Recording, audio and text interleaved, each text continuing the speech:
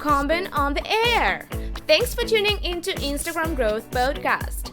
We love having you here, and it's our mission to bring you all of the latest and greatest tips, skills, and know-how to make you the best Instagram marketer that you can be. We know that you have it in you, and we're going to show you how. Now, let's get started. Hey, ladies and gentlemen, and welcome to Instagram Growth Podcast Show. Glad to have you back this week. Today, in this episode, I'm so happy to be accompanied by a recognition expert, experienced a dynamic speaker and coach, and just a wonderful woman, Sarah McVanel. So thank you, Sarah, for accepting my invitation and for finding some time in your tight schedule to come and be there with me, share your knowledge with my audience. Thank you and welcome. Okay, so guys, a few housekeeping issues. So today's episode will be a bit different from what I'm usually share. So no tips, no strategies, no hacks for Instagram marketing. And you're now probably thinking, hey, Anne, come on, why? Isn't it the thing your podcast is dedicated to? Yeah, absolutely. Almost every episode I give you contains exact tips or recommendations or hacks on how to stay closer to your dream and to your goal in marketing. But you cannot reach your goals and become successful without bad days or kind of failures. So how many of you guys have been disappointed with your current results or influencer or advertising campaigns on Instagram? I'm sure all of you have experienced some kind of failure. And today, in this episode, Sarah will help you to understand how not to give up, how to come through it, and how to stay stronger. Yeah? Okay. So, Sarah, to start with, please introduce yourself in a few sentences. Where are you from? What is that you are doing in life? And so I'm coming to you from Ontario, Canada. I live near Niagara Falls, so one of our 7 wonders of the world, which is a pretty cool place to live. Yeah.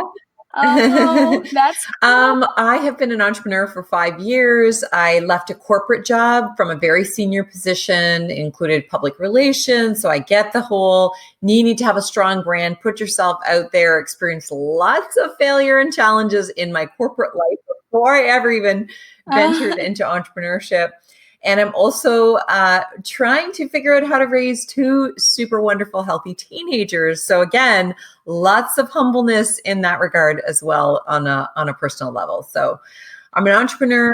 I've written a number of books. One of them will probably be a bigger focus of our conversation, Flip Side of Failing. And I absolutely love to help people understand that failure and challenges and obstacles is just part of every journey, personally, professionally. And that if we find a way to harness it and leverage it, we actually can recognize and value ourselves and others that much more easily and frankly, more authentically. Okay. And how long are you in that already? I mean, in helping people and making it your true business. So, and is it your true passion or you have some other passions in your life? My core area of expertise, recognition, with the failure piece being recognizing ourselves despite challenges and obstacles, setbacks that we inevitably experience. I mean, I could talk about that all day long. And I was the kid who would never stop talking. So now I've finally found a profession that allows me to do that for focus. My biggest passion outside of doing that work is raising a really strong, healthy family. I've been married for 21 years. I absolutely still adore my husband. My kids are just wonderful human beings. I'm super proud of them. They're competitive rowers, and I just love seeing them focus so much of their energy towards that. Who knows what the future will bring for them with respect to that. And I also have rediscovered dance in my 40s. And so I tap dance and hip hop and who knows what else. So yeah. Oh, that's cool. What about Latin American dance? I haven't probably ventured outside of those 2 realms. I think there's probably all kinds of worlds of dance that I could get into. I don't know. But you have to be comfortable with failure if you pick up something new in your 40s. Yeah. So, yeah. Yeah. By the way, you look so young. I didn't even know that you have children, and you said children, Yeah. so there is more 14 than and one. 16. Mm-hmm. Okay. Yeah. Oh my God. You look Thank you. very young. It's cool. So, about your passion and about helping people, I'm pretty sure that doing what you love is Mhm. actually very important, and it only adds more value to you as a true professional. Because, when you like your job, if you like what you're doing every day, you never get bored or exhausted. And on the contrary, you would only want to learn something new every day, educate yourself, you're curious, you have this fire inside, and people see it and want to be like you, they trust you, they listen to you. So I think it's really very important to be passionate about your I profession, about totally your agree with you. job. And that's why I think it's so great that Okay. this content marketing world has exploded and that there's experts like you and your listeners.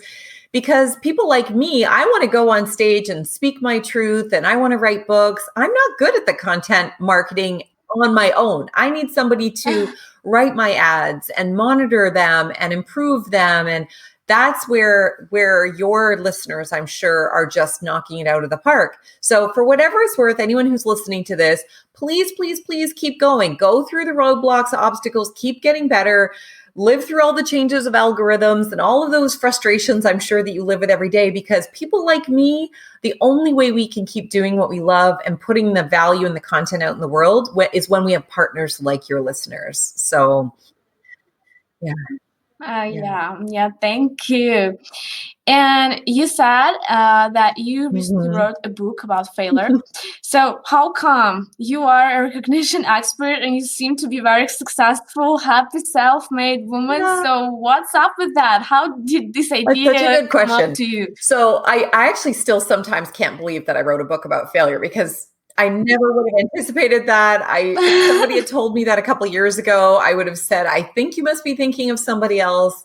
What I was trying to do is write a book about greatness. My brand is Frog, Forever Recognize Others' Greatness. And so I wanted to write one that was the motivational part of the message. So I help a lot of corporations and leaders and even frontline staff learn how to use recognition. And some people I just find simply need to be more positive and more feel more optimistic and hopeful about their life. So I thought, well, okay, I'll write the purely motivational book on greatness. I went out and I interviewed all kinds of amazing people, Olympians and Everest climbers and 3M scholars and award-winning singer-songwriters, all kinds of people that we put up on a pedestal. And I'll tell you, the thing that surprised me most was that the only theme that arose in every single interview, completely unsolicited, was how important and essential failure was in their success, and that they wouldn't trade that failure for anything. And I thought, wow, now that is a message that I think we all need to talk about and can relate to. Yeah, okay. And if we speak about content marketing, what do you think every content marketer should keep in mind about failure? And if that failure happens, Yeah, so how to great keep question. So going? I learned from those interviews that the secret to people who have been able to remain failure resilient, and which I think is what every content marketer needs, you're going to constantly have ads turned down and spends that go over budget because the reach was different from what you thought you were going to be able to do, and what worked for you last week doesn't work for you this week, or it doesn't work for one campaign versus another. There's constantly these obstacles and these roadblocks.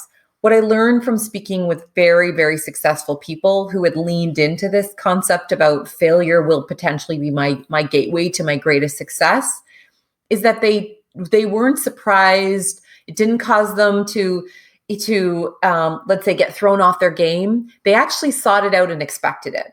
So in the content marketing world, it might look like that I am going to do a number of tests and I am going to expect that I absolutely will have underperforming results. And that in fact, I'll probably have to do this for at least 17 times until I have a good ad.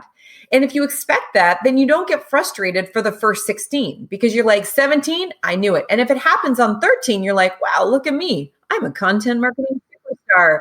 But so Yeah. many people, I would think, certainly I was when I first started trying to do my own content marketing, before I realized this is just such an art form. I need to work with experts. I was very disappointed. I thought, no, if I just do my research and set my mind to it, I'll be able to master this. And everybody listening, I'm sure will be able to tell you, oh no, there's so much completely beyond your control. There's so much that's changing all the time. The nuance of one client that you're representing and supporting versus somebody else, what can work for one audience doesn't work for another one.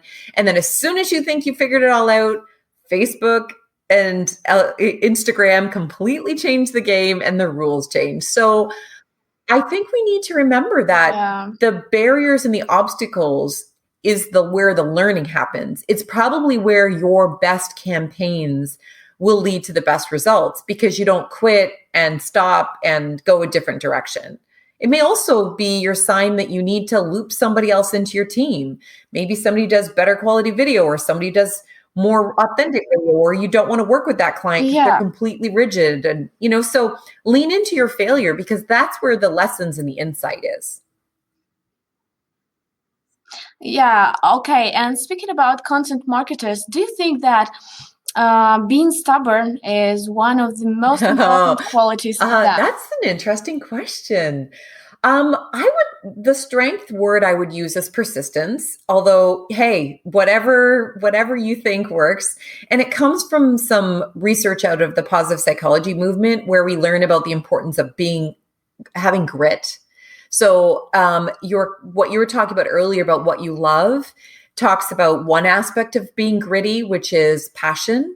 When I combine passion with persistence, that's when I can be gritty. And gritty is I can get through the tough stuff, even when it seems like I wouldn't be resourceful enough to do it, or it's usually frustrating. So Oh, grittier yeah. people are more likely to keep going despite obstacles, challenges, and setbacks. Yeah, thank you. I absolutely agree. Okay, and as I said at the beginning of this episode, I'm sure and I believe that there is no way to Mhm. success without failures. So, what were your failures in content marketing, and what did you learn from them? Yeah. What were the lessons Content for you? marketing was a great way for me to see what I'm not supposed to be doing in my business. Um, I, and I'm not criticizing content marketing. I actually think it's incredible. I'm so grateful to be an entrepreneur at this time of social media explosion. I mean, I'm just so Yeah, social media I networks, don't know social media how world. people Yeah. ran businesses before social media. I didn't run a business, so I truly don't know. And I hear from my speaking colleagues and fellow coaches that they would bundle things up and mail it to people and have no idea if it was open. I mean, just the expense, the energy. I just can't imagine it. But what I mean for me personally is that I had hired a coach to work with to help grow my business. And I didn't pick well. It was a wonderful human, somebody who's made millions of dollars online. The thing that I didn't realize that was different about him and I is that his audience was huge. His funnel was so big, was so huge in Oh, multiple countries, in multiple languages, that he already had a great audience to market to. I didn't have that. And on top of it, I didn't listen to my instinct when his suggestion was, I think you should build a program that's all about your entrepreneurship journey. That's what people keep calling you and asking you about. You should be building a product for that. And then I'll help you build the funnels. I'll link you up with my content marketing team to build ads and design them and advertise them. And I did not make any money on that. And it's not because I didn't design a great program and have interesting ads and all the other things that I'm sure the people listening to this podcast will experience. It's just that's not what my people want from me. It may be what people ask me about. It's not what people are going to buy. So my biggest failure was yeah, that I true. didn't listen to my instinct, and I didn't frankly have the right Oh, intention when I started out in that journey. My intention was to make more money. And I think that the universe just knows that that's the wrong reason to do something. It's a superficial reason. So you may get True. superficial That's results. You get a true. few people buying, or you get a whole bunch of people clicking and not doing anything as a result of your ads. And so I spent a lot of money. I didn't actually lose anything because what I invested in the coach and all that other stuff, I did have people buy the program, but I found it to be heavy, heavy, heavy hard work. And it wasn't what you talked about earlier with Yeah. spending time doing what you love. So now I know any content marketing plan that I need to be part of my business, it has to be grounded out of really solid, important why, purpose-driven work that I'm doing. That's got to be why I build the product and what I put out into the world. And then I have to hire really great people like the people listening to this podcast to do the work, because you're experts in what you do. I'm experts in what I do. And I need to find a good partnership for it to actually then reach a bigger audience of people, while also growing the list in which to be Yeah. able to have a warm audience to target before I ever try to sell to a cold audience. So lots of lessons. I'm sure everybody listening to your podcast has experienced those things too. If you've got a client who doesn't believe it, just send them this, send them this and have them learn from my mistakes so that you're not having to have them learn on your time. Yeah, thank you. I was right. Failures are like life lessons. The more you study, the Yes. cleverer you become. And I noticed that in modern world, most of the time, the word failure is Yeah. associated with something negative and is used in negative connotation. So when we talk about failure, we always think about something bad, negative, or sad. But could failure Yes, ever be a good absolutely. thing? Well, this time last year, I was still trying to hustle to make that business model part of my business work with the working. Now I'd hired people to do content marketing and so forth. And I spent so much time and energy on that. It was drying up all my resources to be able to work other aspects of my business. So the number of speaking engagements and clients that I was doing training and coaching reduced, because so much of my energy was shifted to no, if I just try harder, but it wasn't the right foundation. So instead, the learning for me was, and I'm hoping that your listeners have a similar example, when I finally was willing to listen to the lesson, I was able to shift my focus. I was able to let it go and just say, thank you, lessons, all of the really hard lessons, the hundreds of hours of time. I get you, universe. I understand what you're trying to say. And since making that decision, I have booked more business. I have my best year on the books yet in 5 years. And really what it took was spending so much time doing something that wasn't working. It allowed me to realize, have greater clarity about what is working. And now I know how to better sell what I love to do and do so well. So instead of trying, what I learned from content marketing and how to talk about products and services in the virtual environment, I took all those lessons and I applied them to also my physical products. And so now I have way higher sales of those on top of the speaking engagements and so forth. And the really interesting, fascinating thing is that now I have people buying those virtual products that I'm not even trying to sell to, because it's available and it's out there, and I'm not having a push energy. It's a pull, like, hey, if you are interested, this is available, but zero pressure. So it's an important, I think, thing that we need to look at, the things that are working in our business, whether you're a side hustle entrepreneur where you are just getting going, or you have people who are listening to your podcast that do this full time, or they have a team. The things that aren't working in your business are probably going to be right behind all of those things that aren't working, is an actual way better opportunity. You can make more money, you can be happier, it can be more in line with your brand. If you clean out those things that are standing in the way, the shoulds, I should keep doing this, I should, it actually, if we take the should out, maybe actually it's the I want, or I'm compelled to do, or I feel Yeah, grateful to be able to do it. yeah. And you get to apply all the lessons to that thing.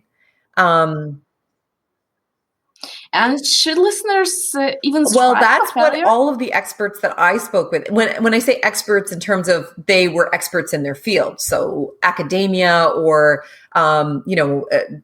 film and television, competitive athletes.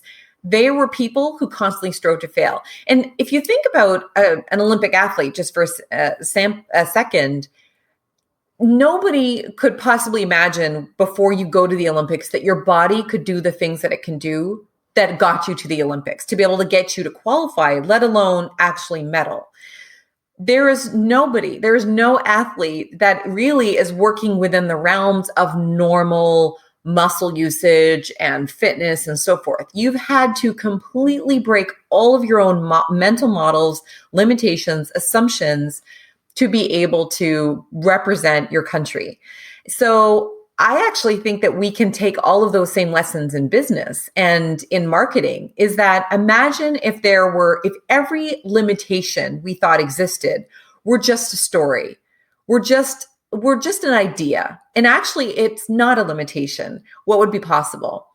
Who would be, and if any of your listeners are actually come out of more old school marketing and have shifted into digital marketing, I'm sure they've had to do that. I'm sure at one time when digital marketing was coming along, people didn't think, oh, absolutely, I think we could probably reach 3,000 people for about $10. Definitely. But that's possible in the virtual world. That's possible in the digital world.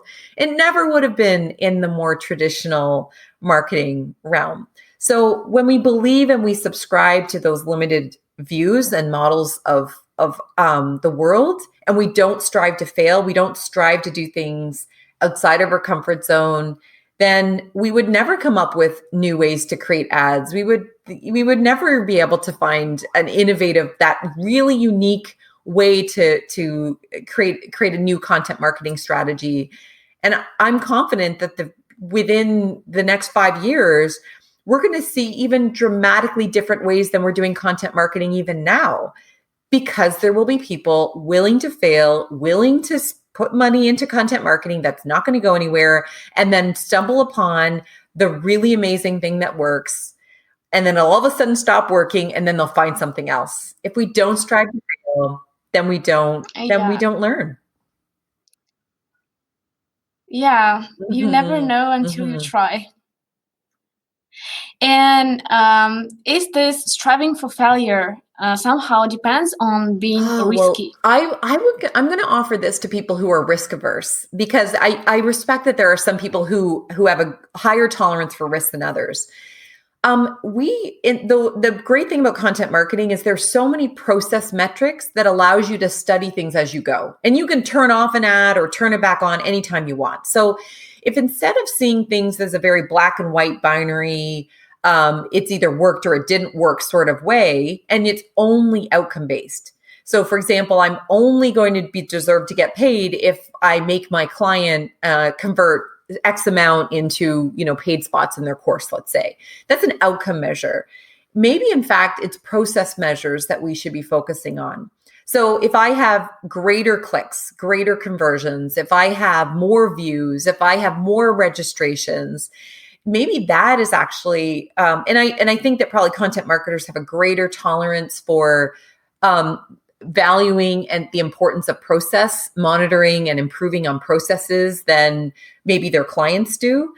But that's actually what allows us to manage risk better. Because if I'm focused on everything that worked or didn't work is helping me create a more successful campaign, then that allows me to eventually, I'm reducing the risk all the way along. So if risk starts up here because I have no idea what ad's going to work, what language, should I be using video, pictures, and I assume that there's going to be a whole bunch that don't work, I am reducing risk the more I'm willing to try different ads and different words and different really unique ways of putting this content out.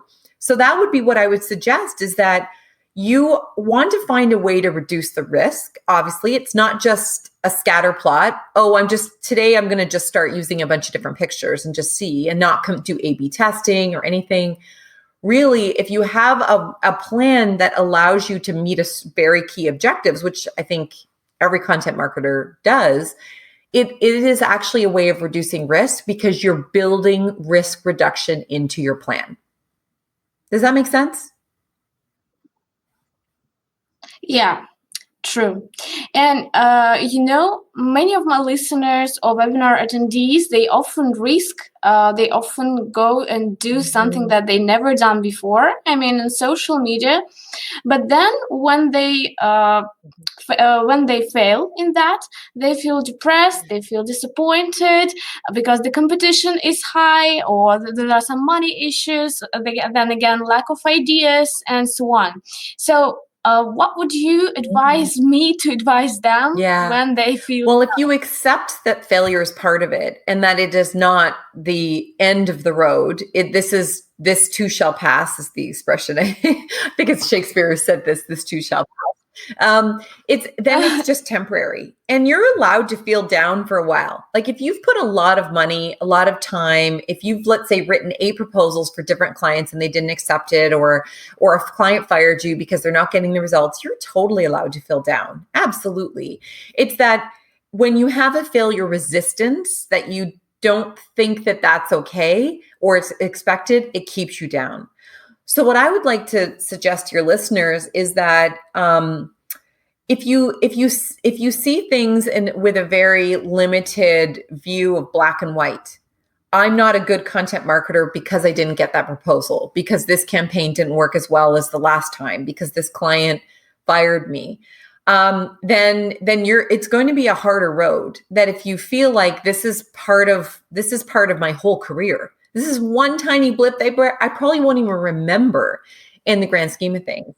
And I'll tell you, for those listeners who are really struggling with this right now, I absolutely 100%, please hear me when I say this, I get what that feels like. I can remember even after I hired people to do content marketing for me, feeling like there must be something wrong with me, that people didn't want to buy my product as much as my coach felt and projected they would be buying it. And selling and making enough money to cover my cost was not my plan. I had this huge vision of my husband being able to retire from this early, and that, we were going to be able to go on these amazing trips and all the sort of hype that some people can put out there about, oh, you'll be able to make money in your sleep. I'm like, wow. But there's the only thing less passive than passive revenue. Like it's not passive at all. I don't know why people keep saying it's passive revenue, make money in your sleep. Content marketers work so hard. So, I think I think It's part true. of it is we just have to reject that ridiculous notion that frankly people are using to sell ads, which is make money in your sleep. It's so easy. The online revolution is here. Be part of the trend. You all know better that it is not that simple. So don't also fall victim to that thinking yourself. It's hard work. You do hard work, everybody. I am not remotely qualified to do the incredible work that you do. It's hard. Oh, come on, thank you. And I also wanted to ask you a question considering this feeling down. So, how to understand? So, when, for example, I start a new business on Instagram, for example, an online shop Mhm. for jewelry, for example, then I try this, that, and it doesn't work. And then I feel down. And how should I understand? So should I Mm, give it up? right, It's not mine. Like you said, content right. marketing was not for you, or it is just a period, and I should just walk through and Mhm. then revive again. What should I do? How Yeah. to Well, I mean, understand this listen thing? to podcasts like this because you're going to keep getting new insights, and it'll give you an idea and it'll give you some hope so you can try something new. So keep yourself educated. If you're really in it for the long haul, studying content marketing will be your forever thing that you need to do. You can't not know. It's not like you learn, oh yeah, I should drink 8 cups of water a day, and you start drinking 8 cups of water and now your body is more hydrated and there's nothing else to learn about drinking. That's it. That's all you need to know. Just drink water, keep your body hydrated, done. Content marketing is the absolute opposite of that. Between algorithms changing and maybe your avatar is not as clear, or you're trying to decide where is your avatar most likely to be, and what types of things do people respond to. And then, of course, as soon as you are starting to figure it out, there'll be changes, whether you know about them or not. So it's really important, I think, for people to pay very close attention to their metrics, because then you're not just, oh, okay, it's working. Now I know how to bring in an X amount of dollars in sales. And then all of a sudden you get this scary ad spend and not getting the consumer buying spend. So that's one thing, really, really study and your metrics. Anybody should be studying their business metrics, not just your content marketing. Study the whole thing. Yeah. The other thing is, remember that business is a long haul prospect. That although it can seem like I'm putting up this ad right now and people didn't buy that pair of shoes or that piece of jewelry or that book that I put on there. However, they may love what you're all about. They may love your images. They may love your whimsical way of writing copy. They may just simply feel good because you throw the odd quote up there, and those are actually the most engagement. The more people know, like, and trust you, the more likely they are to buy from you. So show up to serve. Don't just show up to sell. People will know that this is purely sales pitch. So also just try to be a good human and continue to put that out there. And don't feel bad that the ad that you paid for of the shoes that you want to sell gets less views than that inspirational quote, because if people keep coming back to your page and the more people visit it, the more likely it's going to show up in their feed. So just remember that failure, if you look at it again in that really black and white way of, I put all this money into this one piece of jewelry advertised, I didn't get it. I lost money on it. I don't know if I should be in this business anymore. That's not the way successful content marketing and the way successful online businesses run. It is a long-term thing. Part of why I pulled back from doing my virtual programs is because the majority of what I did before I tried the content marketing was live, high investment things. So I could just shift focus and spend more time on that, and then also have the content marketing in the background. For some of your listeners who are 100% reliant because they have an online store or they have only virtual courses, things like that they're really reliant, please know that you will have short-term successes, and everything you're doing now is going to lead to longer-term successes too. So circle back to what your advice was earlier. Are you passionate about this? If every time you have to go and produce content, it feels like drudgery, that's either because it's new learning and it's intimidating, and so that's very normal. However, if you've been doing this for 2 years and it feels like every time you have to do something, it feels, maybe it's not for you. Maybe you don't want. Yeah, it's not for you then. I'm sure. It's maybe that part's not for you. Maybe it's that you want to sell something different, or maybe you want to not just only talk about your products. Maybe the lesson is, I have to have more pictures of me wearing my shoes or out in my, or wearing my jewelry or making my jewelry. Just experiment with what gets attention. Create campaigns that are involve gamification. Just be curious. And I guess one last piece of advice I'd have is, are you leaning on other people for support? We talked about the importance of support, like podcasts such as this. And also, there may be a few people in your industry or outside of your industry that are your people that you can call up, or you can have a Skype conversation that will tell you, oh yeah, absolutely, I had one of those campaigns like that. It's hard. And because everybody has been through it. We only see, the way the world is externally facing, especially in the digital world, as we all know, we hear about it all the time. It's the filtered version of things. So there is all kinds of struggles happening behind the scenes, incredibly, for very successful brands and companies and influencers. I heard about an influencer recently who threw hundreds of thousands of dollars into a campaign and was so dissatisfied with the results, made very little money. It consumed a good portion of her time. And she was very humbled. Her book sales weren't going well as well. It was just, of one of her recent books, and she's a best-selling author. She was so disappointed. And then she realized, okay, I guess it was my turn to have the huge roadblock and the obstacle.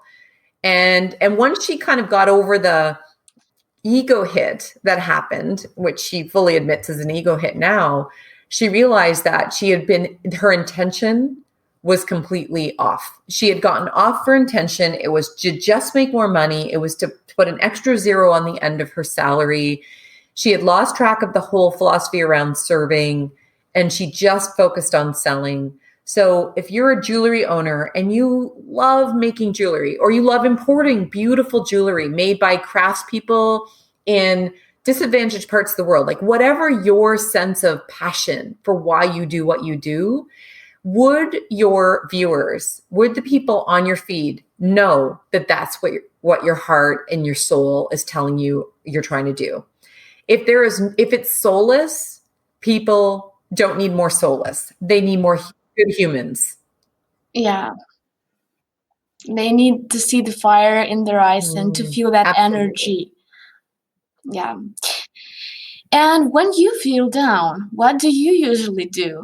Do you have some secrets to get back to a good mood? I have my philosophy of the year is never break a promise to yourself.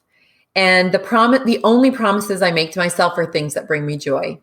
So for example, I have a philosophy, 15 minutes of movement a day. I get to pick the movement that fills my soul. Last night it was tap dancing. Tomorrow it's hip hop. Today it'll be stretching or a walk with my husband. It's snowing right now, so it's very beautiful in Ontario. Yeah. Oh. So that's one of the things that I do when I'm down is I move. And that has two benefits. One is the actual movement makes me feel better because my brain likes that, the endorphin rush that happens with activity. And also I feel better about myself because I haven't broken a promise to myself. So I feel important because I made myself important enough to do that. And even though, yesterday I had a very busy day, and I also didn't sleep well thinking about my busy day, I didn't get much sleep. I still went to tap class because I don't break a promise, and I didn't want to break a promise to the women I dance with. So that's one thing, is find things that bring you joy and then make a commitment to do it, even when you're tired, even when you're frustrated, even when you're in the middle of a big campaign. The other thing that I do is I just try to really spend good quality dialed in time with the people that I love the most. I had a conversation with one of my favorite speaking colleagues this morning, and I put in my earbuds and I walked around the converted barn I work in, and we just had a really great reconnecting conversation for half an hour. I have 100 things to do today, and none of that mattered more than Penny. Same with my kids. My son's going through a bit of a rough time this week. And so last night I sat on the bed and we had a heart to heart for an hour. And there, again, lots of things that should have been done. My daughter had a test today. I sat down with her right after dinner, studied with her. It's chemistry. I hate chemistry, but cuddling with her, like physical contact while we're studying chemistry, fed my soul. So I guess one of the things that I would suggest to people is spend time, true quality time, with the people who absolutely matter most to you, even if you don't like the thing you're doing. Like you're going for a run and you don't like running, but your kids are training for a sporting thing, or you don't really like grocery shopping, or shopping, but your spouse wants a new outfit because they're going for a job interview. Like really, really dial into being with them in that moment. And the third thing I'd suggest, and there's so much research about this, is practice gratitude every day. When I walk into this converted barn that my office is upstairs and I have a retreat space downstairs, I say to myself, I take a deep breath in and I breathe out and I say, oh, I'm so, so grateful. Because my husband and my husband and my father completely gutted and rebuilt this barn because I asked them to. And so find things that you feel grateful about. Actually say out loud how lucky you are, how grateful you are, what you feel grateful for. If you're really going through a tough time right now, you may want to write things down and then read them. And it may feel really artificial and contrived right now. However, the art of articulating it out loud will ground you. And it's like fake it till you make it sometimes. By saying things that are grateful things, it tricks your brain into believing that you are feeling grateful in that moment, because your brain has to work harder when you actually articulate something. It activates more parts of your brain when you visualize and you articulate things that you feel grateful for. Yeah. Thank you. And if you were a magician and if you had a magic stick, would you make life on our planet Earth without failures? Do you think Yeah, no, would it I be don't think I happy? would. I think what I would do is I would wave that magic stick and I would say people will unconditionally recognize themselves and others despite failures, obstacles, roadblocks, disappointments.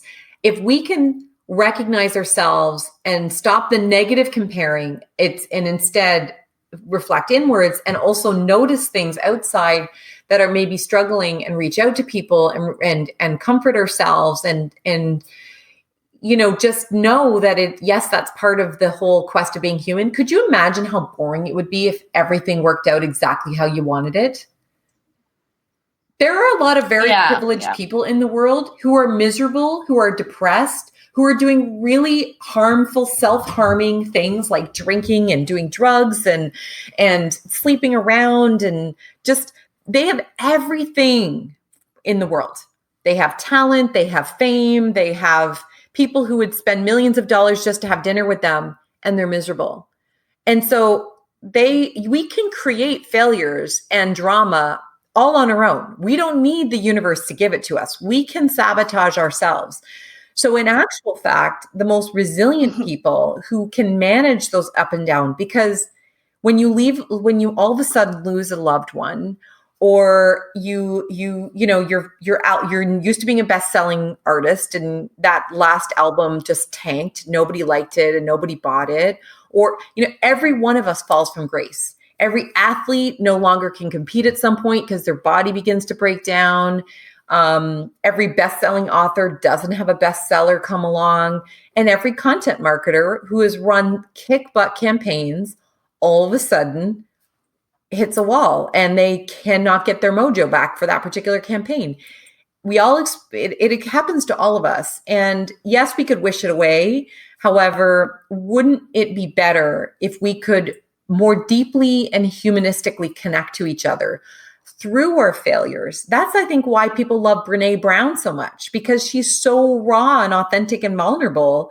And she's doing research on that vulnerability, and people are responding to it in such a massive, huge way. That's why Oprah became so huge, because she talked about her failures and what wasn't working and all the challenges that have happened to you. And people love her more because of what she's overcome, not necessarily because of the success she became. I mean, I think they all love her for that too. But so that's what my wish would be, is be able to unconditionally recognize yourself and others.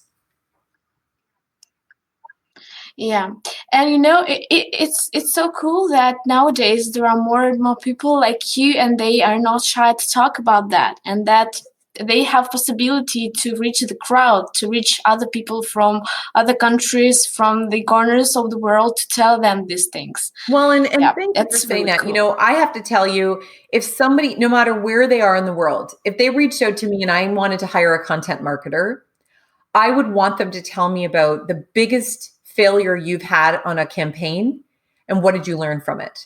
Because then I know if they're a good fit for me. Then I know they've A, learned something, B, they're hungry to constantly grow and develop, C, they're on top of their field because they're studying what worked and what didn't work. They know that obstacles are going to happen in my campaign and they're going to bounce back from it. That's actually, I would want a content expert that has failed a lot and then had huge successes afterwards, as opposed to the person who stumbled into success, or the way some of us, we put a lot of people in the content marketing world up on a pedestal. Like Gary Vee has done huge things, and yet it was the perfect time.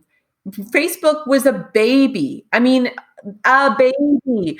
Justin Bieber was discovered on Facebook when virtually no 8-year-olds were singing with their guitar on YouTube. I said Facebook, YouTube. So some of it is pure luck. And it's actually the content marketers that are really getting started or getting going today that have to have way more failure resiliency, way more hustle, way more focus, because there's more competition out there of your ads. They say they're running out of space even to be able to place ads. They're getting more expensive. Therefore, customers or for your own business, if you're running your own ads, it's getting more challenging. And that isn't necessarily a bad thing. It means that you're probably going to really learn what's working, what's not, way faster than if you had as you didn't have as many barriers. So I actually am curious about your failures, and I hope your listeners share some of their failures with each other so that you don't feel like you're alone. Yeah, so don't think like you are alone and only you are so stupid to experience all of these issues. No, of course not. Okay, so can you share with us the best way to reach you, or where we can learn more about your books, about what you are doing, about your services, sure. about your coaching? If you want to come on over to greatnessmagnified.com, it has information about my speaking, my coaching, a little bit about me. If folks want to reach out to me directly, I'm on all forms of social media. So it's Sarah, SARAH, McVanel, MCVANEL. Of course, including Instagram. In fact, the barn that I was talking about has its own Instagram page as well. So that's Greatness Restored Barn. So, I would love for people to reach out and direct message me. Yeah, okay. I will include all the links mentioned to the description of this episode. Sarah, you made me so inspired. I've never received such an inspiration from a person from another part of the world through just the screen. It's incredible. Thank you for joining me, and thank you for really for sharing your value, for sharing your knowledge with my audience and with me, of course. And what final message would you like to leave my listeners with? Write a thank you card to somebody that you care about today. It could be a handwritten one. If it could be direct messaging, texting somebody. When somebody buys something from your site, handwrite it, take a picture, DM them. People will notice that. The world is starved for people feeling appreciated and recognized. And that can be a huge game changer in your business too. And frankly, it'll just make you feel good because it's making other people feel good. So keep those thank yous going. Yeah. Let's imagine that I can give this thank you card I'm feeling it through the screen. Thank you. Oh, yeah. Thank you so much for coming once again. Hope to see you in my next episodes or on my webinars. Hope for future collaboration. Good luck, and thank you. This is a podcast sponsored by Combin.com. Grow and manage your Instagram safely and organically with Combin Growth and Combin Scheduler. Instagram promotion is easy. Combin.com.